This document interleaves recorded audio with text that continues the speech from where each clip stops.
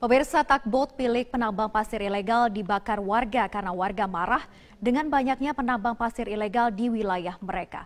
Akibat banyaknya penambang pasir ilegal membuat rumah dan perkebunan warga mengalami abrasi. Dari video amatir ini terlihat tugboat milik penambang pasir ilegal terbakar. Menurut warga, selama setahun penambang pasir ilegal terus melakukan penambangan pasir dengan cara disedot tanpa ada surat perizinan. Warga juga sudah beberapa kali melapor, namun tidak ada tanggapan dari pemerintah daerah Ogan Ilir. Warga desa menduga penambang pasir ilegal tersebut dibekengi oleh oknum pemerintah daerah dan kepolisian.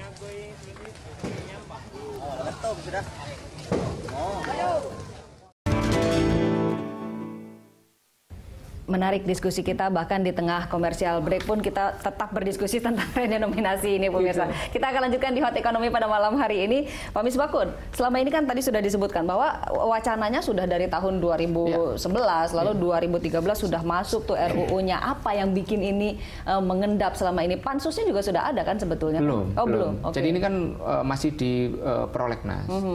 Kita sih kepinginnya pemerintah kalau punya keberanian, ya ayo dibahas. DPR ini kan tergantung siapa yang menendang bolanya. Kebetulan kan undang-undang ini kan usulan dari pemerintah. Kita masukkan prolegnas, kemarin kan ada beberapa prioritas yang kemudian lebih dulu kita. Karena apa? Usulan pemerintah itu ada yang namanya Undang-Undang Ketentuan Umum dan Tata Cara Perpajakan. Pemerintah. Terus ada undang-undang mengenai perimbangan keuangan pusat dan daerah yang butuh dibahas. Ada penerimaan negara bukan pajak, ada biaya materai. Yang pemerintah kan DPR ini kan Komisi 11 tidak bisa langsung semuanya dibahas.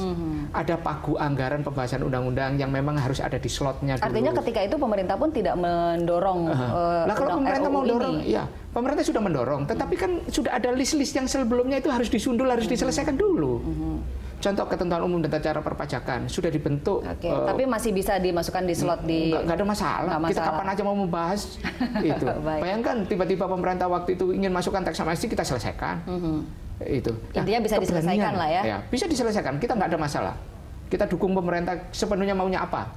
Yang penting bagaimana kemudian undang-undang ini berjalan dengan baik, tidak menimbulkan kericuan-kericuan baru, kegaduhan itu.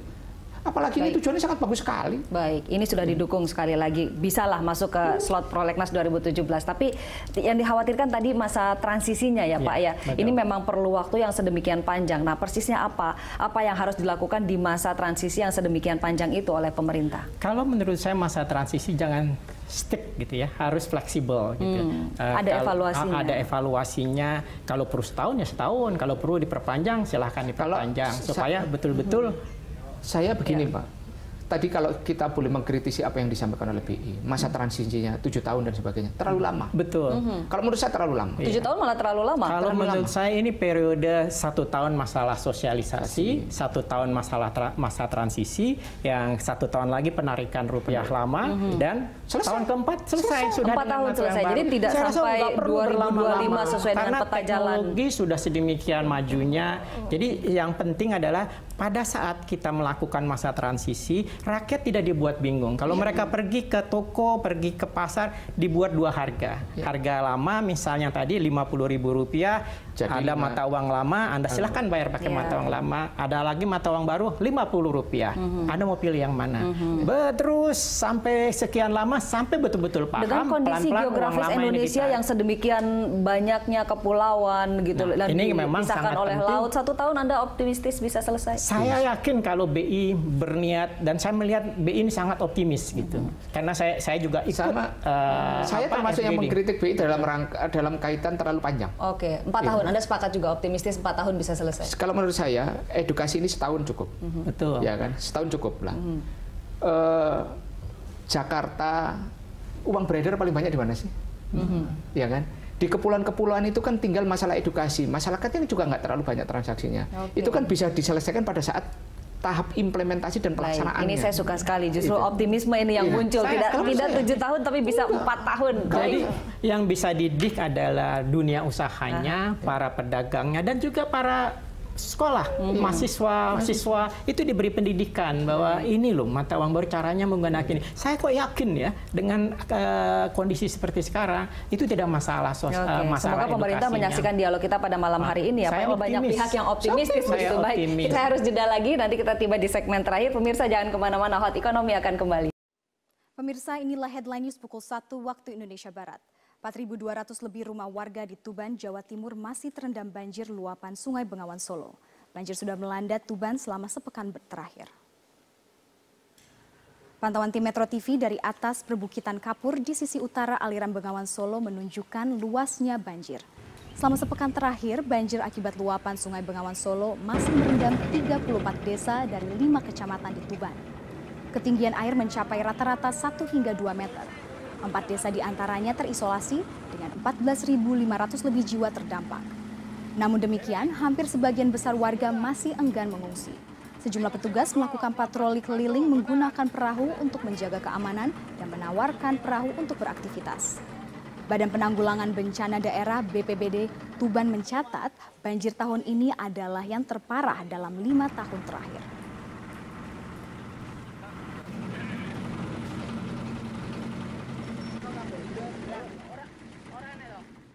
Bismillahirrahmanirrahim. Assalamualaikum warahmatullahi wabarakatuh. Pertama-tama saya ingin menyampaikan terima kasih kepada seluruh jajaran pimpinan KPK yang telah menginformasikan mengenai kejadian operasi tangkap tangan terhadap salah satu staf di Direktorat Jenderal Pajak. Tentunya saya sangat kecewa terhadap tindakan dari aparat pajak, terutama pada saat kami semuanya sedang di dalam proses untuk membangun kembali kepercayaan wajib pajak melalui suatu program tax amnesty yang ini menggambarkan dibutuhkannya kepercayaan dua belah pihak, yaitu dari wajib pajak dan juga dari aparat pajak.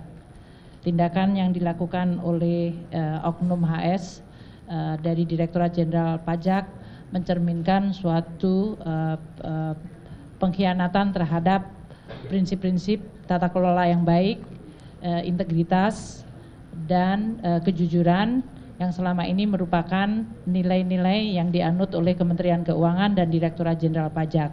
Jadi ini merupakan suatu tindakan yang mencederai nilai-nilai dan tentu juga mencederai kepercayaan dari koleganya yang lain.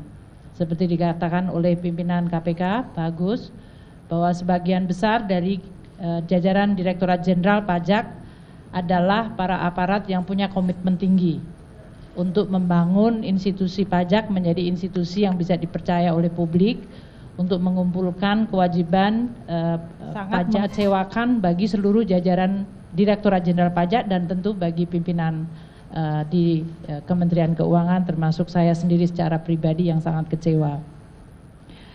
Kami Kementerian Keuangan, saya sendiri akan terus mendukung langkah KPK untuk mengusut kasus ini secara tuntas. Kasus ini sudah masuk di dalam proses penegakan hukum dan oleh karena itu Kementerian Keuangan akan berkomitmen membuka akses yang seluas-luasnya bagi KPK untuk mendalami kasus ini. Karena saya sangat menginginkan bahwa momentum ini akan menjadi salah satu trigger atau pemicu yang kredibel bagi pembersihan dan perbaikan Direktorat Jenderal Pajak. Kalau kami selama ini berkomunikasi bahwa melalui tax amnesty dan reformasi kami ingin membangun kepercayaan publik, maka kami menganggap bahwa hikmah dari OTT ini adalah suatu upaya yang jauh lebih sistematis dan kredibel untuk membangun Direktorat Jenderal Pajak yang bersih dari korupsi dan memiliki nilai integritas yang baik. Kami juga akan bekerja sama dengan KPK untuk mengintensifkan berbagai upaya pencegahan korupsi dan memperbaiki sistem tidak hanya di Direktorat Jenderal Pajak, tadi di Kementerian Keuangan keseluruhan. Kami menganggap bahwa Kementerian Keuangan merupakan lembaga yang sangat penting, sangat strategis yang memiliki amanah untuk mengelola keuangan negara secara bersih dan kredibel. Dan itu tidak mungkin dilakukan secara sendiri tanpa ada bantuan dan dukungan dari institusi yang kredibel seperti KPK. Sehingga saya sangat menyambut dan meminta untuk KPK membantu kami. Sehubungan dengan reformasi di Direktorat Jenderal Pajak yang telah saya sampaikan beberapa saat ini, maka saya akan segera membentuk dan mengumumkan tim reformasi di Direktorat Jenderal Pajak yang tidak hanya menyangkut masalah korupsi, tapi menyangkut ada 5 hal yang sangat strategis. Yang tentu pertama adalah masalah SDM dan Code of Conduct, yang ini menyangkut masalah integriti, pembersihan terhadap aspek-aspek korupsi, tapi lebih kepada juga perbaikan skill, kompeten, dan profesionalisme. Yang kedua adalah menyangkut masalah information system dan database, karena ini akan sangat membantu kami untuk mengidentifikasikan kewajiban dari wajib pajak secara objektif dan mengurangi interaksi dari aparat pajak secara tidak perlu yang kemudian bisa menimbulkan berbagai transaksi seperti yang terjadi pada OTT ini. Yang ketiga, kami perlu dan memandang penting untuk memperbaiki bisnis proses. Selamat malam, Anda menyaksikan Headline News pukul 21 waktu Indonesia Barat. Pemirsa, Polda Metro Jaya telah menetapkan Buniyani sebagai tersangka terkait dugaan pencemaran nama baik. Untuk mengetahui informasi selengkapnya, kita simak langsung mendengarkan keterangan pers dari Kabid Humas Polda Metro Jaya, Kombes Pol Awi Setiono. Romawi 10 2016 PMJ di Reskrimsus pada tanggal 7 Oktober 2016. Kita ketahui bersama bahwasannya LB tersebut pelapornya adalah Andi Windo Wahidin SHMH. Kasusnya tentang pencemaran nama baik dan penghasutan atau SARA. Adapun untuk identitas terlapor, yaitu nama BY, jenis kelamin laki-laki, tempat tanggal lahir Lombok Timur 16 Mei 1969, pekerjaan dosen agama Islam, Kewarganegaraan Indonesia, alamat Kalibaru, Permai, Blok B2, nomor 15 RT 002007, Kelurahan Kalibaru, Kecamatan Cilodong, Depok, Jawa Barat. Hasil dari proses penyidikan selama ini yang telah dilakukan oleh Subdit Cybercrime Polda Metro Jaya sudah melakukan pemeriksaan terhadap saksi-saksi, kemudian saksi ahli. Sampai dengan hari ini kita telah melakukan pemanggilan terhadap terlapor. Tadi pagi sekitar jam berapa tadi Pak Roberto? Jam 11 ya. Ya, kita panggil jam 10, jam 11 hadir sebagai saksi. Dan tadi sampai dengan pukul sekitar 19.30 ya. Selesai dilakukan pemeriksaan sebagai saksi. Namun demikian dengan hasil pemeriksaan, hasil konstruksi hukum, pengumpulan alat-alat bukti dari penyidik pada kesempatan malam hari ini sekitar pukul 20.00 dengan bukti permulaan yang cukup, yang bersangkutan saudara BY kita naikkan statusnya menjadi tersangka. Bahwasanya yang bersangkutan dari tuduhan persangkaan oleh pelapor terkait dengan pencemaran nama baik dan penghasutan SARA yang dapat kita penuhi terkait dengan unsur-unsur perbuatan pidananya, yaitu terkait dengan.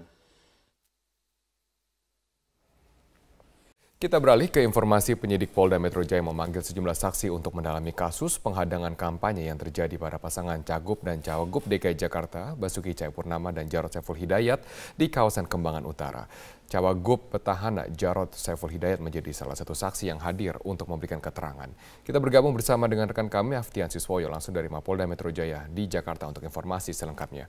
Aftian, apa saja keterangan yang disampaikan Jarod Saiful Hidayat sebagai saksi kepada penyidik Polda Metro Jaya?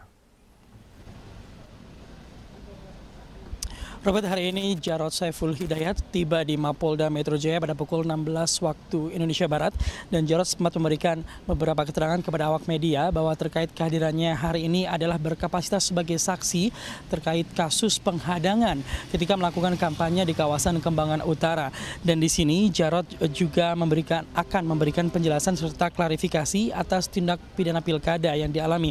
Kemudian Jarod juga menjelaskan bahwa banyak sekali yang melakukan penghadangan ketika melakukan kampanye di kawasan Kembangan Utara, baik ketika Jarod berada di lapangan ataupun ketika melakukan sholat asar di masjid. Dan dalam minggu ini pihak kepolisian akan menyelesaikan berkas perkara dan diserahkan ke jaksa penuntut umum untuk proses tindak lanjut. Dan selain Jarod, hari ini juga dihadirkan 11 orang saksi lainnya untuk memberikan keterangan. Dan hingga saat ini memang pihak kepolisian masih belum menetapkan tersangka dalam kasus penghadangan yang dilakukan oleh salah satu warga berinisial NS yang disebut sebagai komandan lapangan. Dan tadi setelah kehadiran Jarod, tadi juga hadir dalam pemanggilan hari ini adalah Ketua DPRD DKI Jakarta, Prasetyo Edy, dan di sini Prasetyo Edy mengatakan bahwa mengetahui terkait permasalahan ini, yaitu permasalahan penghadangan ketika melakukan kampanye di kawasan Kembangan Utara. Prasetyo Edy juga meskipun tidak mengikuti kampanye di kawasan Kembangan Utara, namun sebagai ketua tim hari ini datang berkapasitas sebagai saksi. Dan Prasetyo Edy juga menjelaskan bahwa ada beberapa bukti yang dibawa, termasuk yaitu bukti video dan juga beberapa bukti foto. Dan berikut merupakan pernyataan selengkapnya dari Jarod Saiful Hidayat.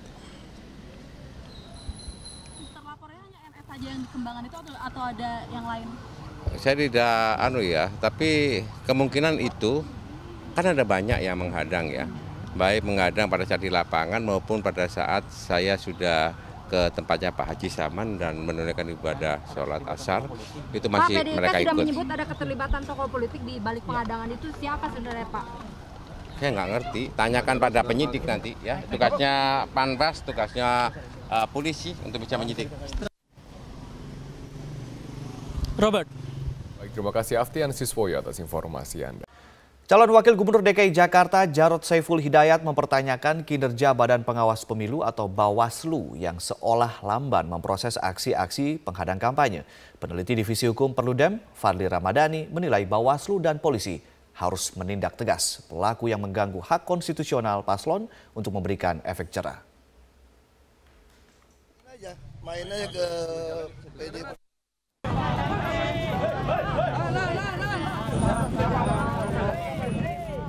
Kegiatan kampanye pasangan calon kepala daerah DKI Jakarta, Basuki Cahayapurnama dan Jarod Saiful Hidayat sempat berulang kali mendapatkan gangguan dari sekelompok massa. Tercatat telah lebih dari 5 kali pasangan Ahok Jarod dihadang sejak masa kampanye digelar pada 28 Oktober lalu.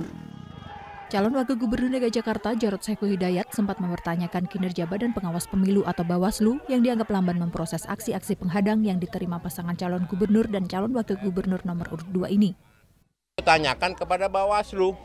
Makanya tadi Panwas kan ikut ya, Panwas ini ada belakang ya. Aku bilang, ya harusnya, aku kan pernah juga dicolak di sini. Pernah nggak ditolak? Pernah.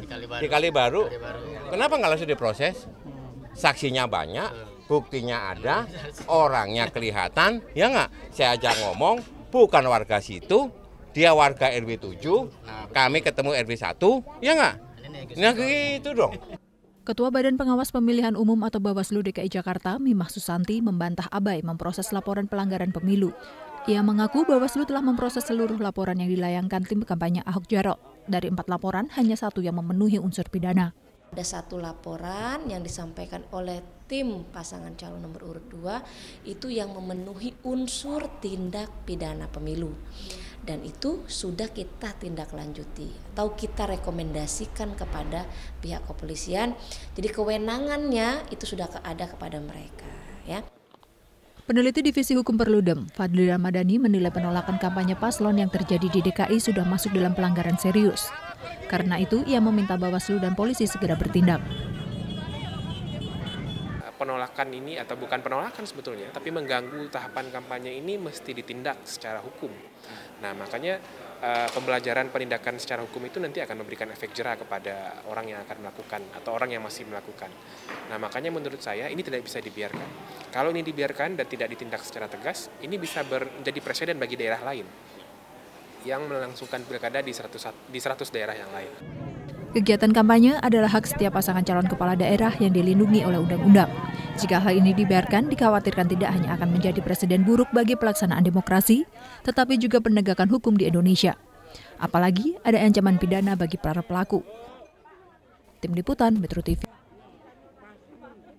Banyak cara dilakukan warga untuk mendukung pasangan calon gubernur DKI Jakarta dalam memenangkan Pilkada DKI 2017 mendatang. Ya, salah satunya dengan penggalangan dana kampanye rakyat yang digagas oleh kaum ibu-ibu sebagai simpatisan pasangan nomor urut 2 Ahok Jarot.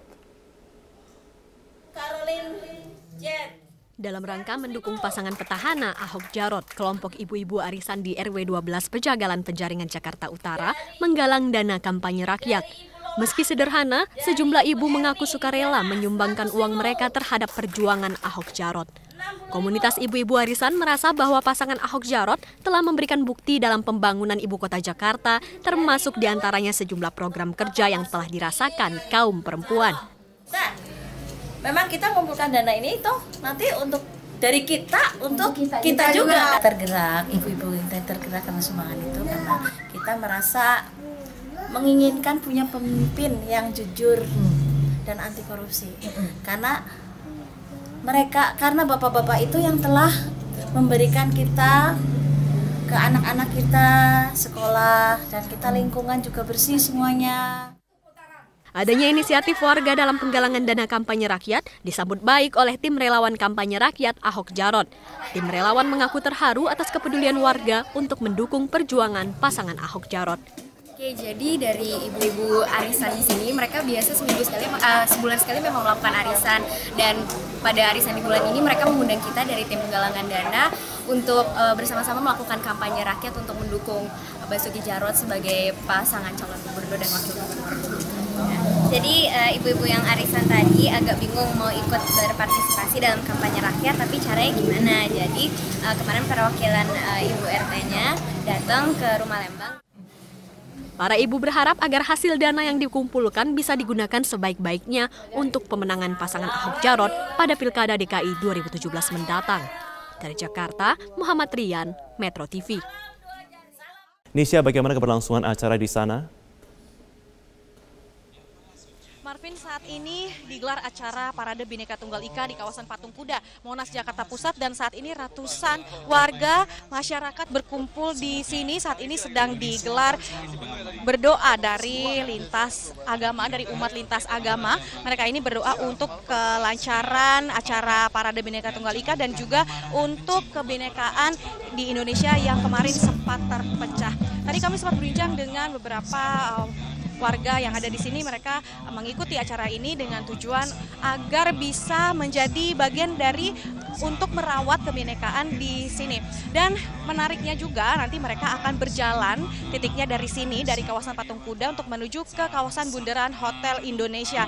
Dan nanti di sepanjang perjalanan menuju ke Bundaran Hotel Indonesia mereka akan menampilkan berbagai pertunjukan dari atau yang ada di Indonesia, seperti ada reok ponorogo, kemudian ada ondel-ondel, ada debus, dan juga ada barongsai. Dan yang menarik juga, mereka ada di sini adalah diminta oleh penggagas acara ini untuk menggunakan pakaian adat dari seluruh Indonesia. Dan bagi mereka yang tidak memakai pakaian adat, bisa menggunakan kaos bernuansa merah putih.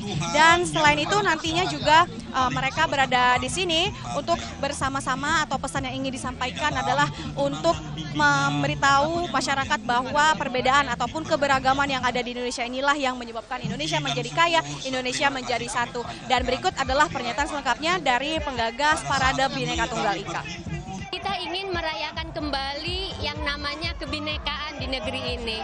Kita ingat bahwa konstitusi kita itu adalah Pancasila, Undang-Undang Dasar 45, yang di dalamnya itu sangat menempatkan kebinekaan, keberagaman bangsa ini sebagai salah satu faktor pemersatu bangsa ini gitu. Dengan format yang sangat cair, bikin happy, semua bisa terlibat.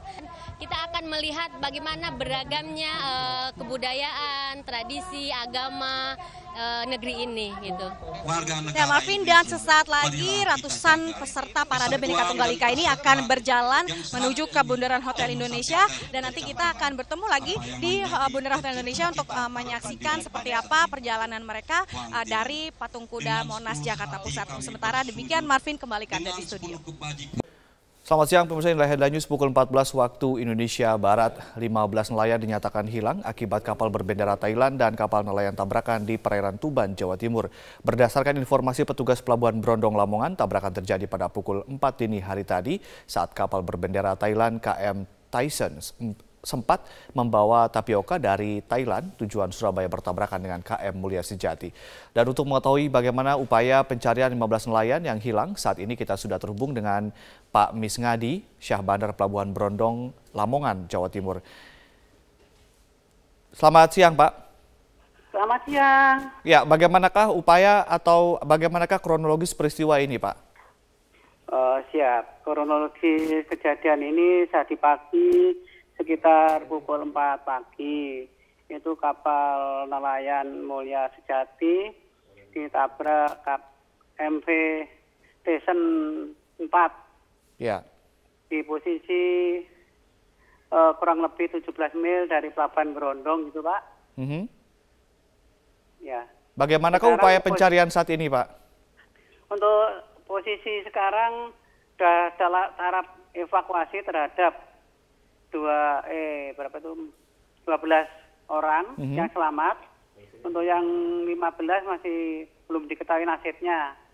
Jadi ini yang 12 untuk dievakuasi ke Pelabuhan Lamongan Sorbes untuk mendapatkan pertolongan lebih lanjut gitu, Pak. Jadi masih 15 orang masih dicari ya, Pak Misngadi ya? Siap, ini Basarnas beserta tim lainnya menyisir para korban tersebut untuk mencari keberadaan mereka gitu, Pak. Baik, Pak Misngadi, dari 15 orang yang masih dicari, apakah warga negara mereka semua warga negara Indonesia, Pak? Oh, yang dicari ini warga negara kita, Pak. Ini baik. Nelayan dari Juwana, Jawa Tengah gitu, Pak. Ya. Baik, baik, terima kasih Pak Misngadi telah memberikan informasi kepada kami. Selamat malam pemirsa, aksi teror terhadap kandidat kepala daerah kembali terjadi di Provinsi Aceh. Kali ini penembakan terjadi di rumah calon gubernur Aceh Tarmizi Karim oleh orang tidak dikenal. Dan untuk mengetahui informasi selengkapnya, kita terhubung dengan Dazen Frila langsung dari Banda Aceh. Dazen, bagaimana kronologi penembakan rumah Tarmizi Karim? Ya, Rory, dari informasi yang kami peroleh, aksi penembakan ini terjadi pada Rabu malam sekitar pukul 19 waktu Indonesia Barat di kediaman salah satu calon gubernur Aceh bernomor urut 1 Tarmizi Karim, yaitu tepatnya terletak di Jalan Todak Gampong, Bandar Baru, Dusun Piranha, Kecamatan Kuta Alam, Kota Banda Aceh. Tidak ada korban jiwa dalam peristiwa ini, dan menurut keterangan saksi mata, yaitu Fahri, anak dari Tarmizi Karim sendiri, mendengar suara letusan setelah sempat melihat seorang sosok yang melintas di luar pagar kediamannya dengan menggunakan 1 unit sepeda motor. Fahri sendiri tidak mengetahui bahwa suara tersebut adalah suara letusan senjata api, dan ia baru mengetahui aksi ini adalah aksi teror atau penembakan setelah diberitahu pihak Pamtup atau pengamanan tertutup Tarmizi Karim bahwa terdapat lubang bekas tembakan di pagar rumahnya yang juga terpantul pada pagar garasi. Sementara selongsong peluru juga telah ditemukan di dalam areal rumah, dan insiden ini terjadi ketika Tarmizi dan keluarga sedang dalam perjalanan dari Kabupaten Aceh Timur menuju Kota Banda Aceh. Hingga saat ini pihak kepolisian belum dapat mengungkap motif ataupun pelaku di balik penembakan ini, dan saat ini masih melakukan pemeriksaan karena pihak Tarmizi Karim sendiri baru menyampaikan laporan kasus ini pada sore hari tadi, Rory. Sementara olah TKP akan segera dilakukan dalam waktu dekat.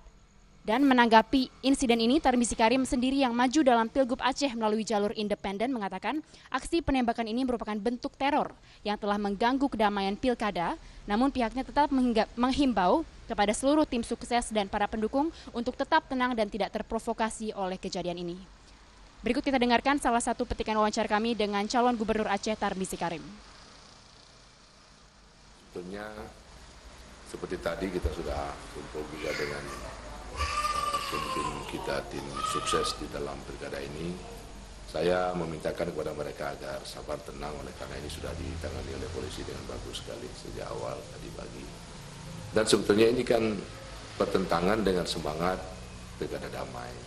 Itu yang baru seminggu yang lalu kita sudah kumpul di Mapolda di bawah koordinasi Pak Kapolda dan pengarahan Bapak Gubernur, yang semangat kita kan spirit kedamaian ini. Tapi kalau ada kejadian-kejadian seperti ini, maka itu akan bertolak belakang sekali dengan semangat pilkada yang damai, aman, sejahtera. Untuk sementara demikian yang dapat kami sampaikan dari Banda Aceh. Kembali ke Anda, Rory, di studio. Pemirsa, kita bergabung dengan Stella Nau dari Istana Merdeka. Stella, ini adalah pertemuan yang kedua antara kedua tokoh dalam sebulan terakhir ini. Sebenarnya apa yang ingin disampaikan oleh kedua tokoh ini yang pernah menjadi rival dalam Pilpres 2014 lalu?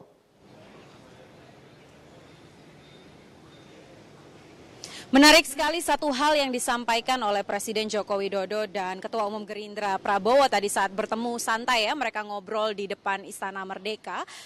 Satu hal yang ingin ditekankan adalah bagaimana dalam menjaga perdamaian dan juga kesatuan NKRI ini, itu tidak hanya saja Presiden yang bisa berperan, tetapi juga semua tokoh bangsa juga bisa ikut turut memerankan peran penting untuk menekankan kepada masyarakat Indonesia bahwa NKRI adalah harga mati. Dan ini kalau kita ambil istilah uniknya ya, tadi sempat disinggung juga oleh Prabowo, ini adalah kunjungan nasi goreng berbalas ikan bakar. Artinya kemarin pada akhir Oktober ketika Presiden Joko Widodo berkunjung ke Hambalang itu disediakan nasi goreng, namun ketika Ketua Umum Gerindra Prabowo hadir di sana, kali ini dihadirkan ikan bakar. Seperti itulah suasana hangat dan juga akrab yang digambarkan oleh mantan rival antara Presiden Joko Widodo dan juga Ketua Umum Gerindra Prabowo. Selain itu juga tadi Presiden Joko Widodo menyampaikan bahwa sayang sekali kalau hanya perbedaan politik, kalau hanya perbedaan pandangan dalam sebuah tatanan menjalankan pemerintahan itu menjadi pengganggu dan kemudian merugikan masyarakat, menjadi halangan bagi kita untuk membangun bangsa Indonesia. Karena kalau kita lihat pada tanggal demo 4 November kemarin, sebenarnya safari-safari politik seperti ini itu sudah dilakukan oleh Presiden Joko Widodo, tidak hanya kepada partai, tapi juga di kalangan pemuka agama. Dan juga banyak diskusi-diskusi yang juga sudah dilakukan oleh Presiden Joko Widodo. Namun menarik kita ikuti langsung bagaimana pernyataan Presiden ini untuk menekankan bahwa NKRI adalah harga mati. Berikut pernyataan Presiden Joko Widodo. Dan saya dengan Pak Prabowo juga berkomitmen untuk bersama-sama menjaga Indonesia yang majemuk ini. Jangan kita tidak menginginkan kita terpecah belah gara-gara perbedaan politik. Tidak. Karena sangat mahal harganya bagi negara kesatuan Republik Indonesia.